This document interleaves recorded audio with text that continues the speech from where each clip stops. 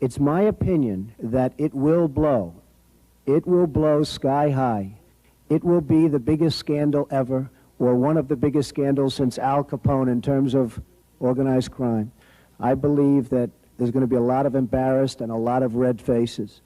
But to sit here and listen, as people are saying, that there's no organized crime, that there's no money laundering, that there's no anything, and that an Indian chief is going to tell Joey Killer to please get off his reservation, is almost unbelievable to me. You have basically stated that the problem seems to be that the FBI doesn't have any people, or is that correct? Is the issue that you... No, I think it's far beyond that. I think that people have got paper bags over their faces and nobody's looking. Everybody, it seems to me, from even just a common sense standpoint, knows what's going on.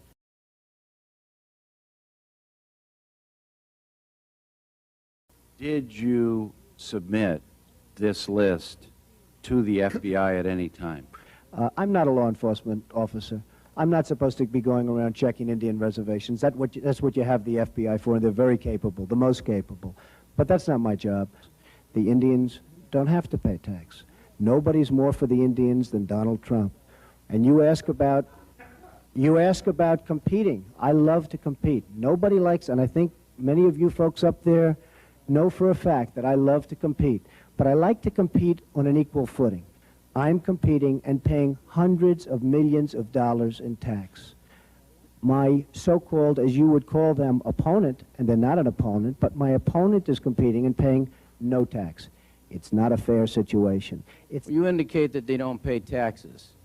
I didn't indicate they don't pay taxes. I said they're not paying taxes on casino. No, that's because the profits from it are to go to the reservations. Oh, really?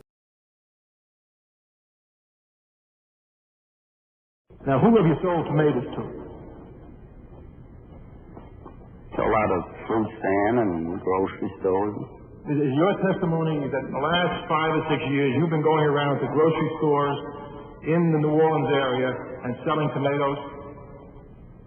I've been to fruit stands and markets. When was the last time you were to a fruit stand? Oh, I was at a fruit stand last week. To sell tomatoes? Well, not exactly. I go there to see them, see how they're doing, and... In spite of the FBI testimony that this is not a significant problem, Mr. Trump, in one sentence you say they are the most capable of agencies, and that you're not a law enforcement expert, and then you tell us that you have superior knowledge to their knowledge about the extent of organized crime on Indian reservations. You've got a totally closed mind on the subject, sir. Trump. We could walk in here with the greatest proof in the history of the world, and frankly, your mind is so closed for whatever reason that I can't believe it. But you don't have that. If you really want to study this, yes. When you tell me that there are no FBI agents assigned to the Indian reservations, and yet you have tremendous numbers in Las Vegas and in Atlantic City, tremendous numbers. In fact, 2 of their largest places. I want to tell you something. You have a long way to go. And for whatever reason, you have a closed mind. I don't know why. Perhaps you could tell me. No, Mr. Trump, I have a closed mind against evidence that is not substantiated. Oh, well. I have a closed mind against statements that are made about other people in generality. You're going to be very embarrassed in 2 years, sir. You go on a radio show and you say, now some drunken Indians want to come down here and open a reservation. I didn't say that, sir. Quote it. I didn't say that. Who said that? Who said that? I'd like an apology right now because I didn't say that. Imus opened the broadcast, so, excuse me, Mr. Imus said that. Okay. Could I please have an apology? You can have an apology. Thank you, sir. And then you went on to, is this you discussing Indian blood? We're going to judge people by whether they have Indian blood, whether they're qualified to run a gaming casino or not? That probably is me, absolutely. Because I'll tell you what, if you look at some of the reservations that you've approved, you, sir, in your great wisdom have approved, I will tell you right now, they don't look like Indians to me. And they don't look like the Indians. Now, maybe we say politically correct or not politically correct. They don't look like Indians to me, and they don't look like Indians to Indians. And a lot of people are laughing at it, and you're telling how tough it is, how rough it is to get approved. Well, you go up to Connecticut, and you look. Now, they don't look like Indians to me, sir. Thank God that's not the test of whether or not people have rights in this country or not, whether or not they pass your look test. Depends whether, yeah, depends whether or not you're approving it, sir. No, it's not a question whether I'm approving it. It's not a question whether I'm approving it. Mr. Trump, you know in the history of this country where we've heard this discussion before, they don't look Jewish to me.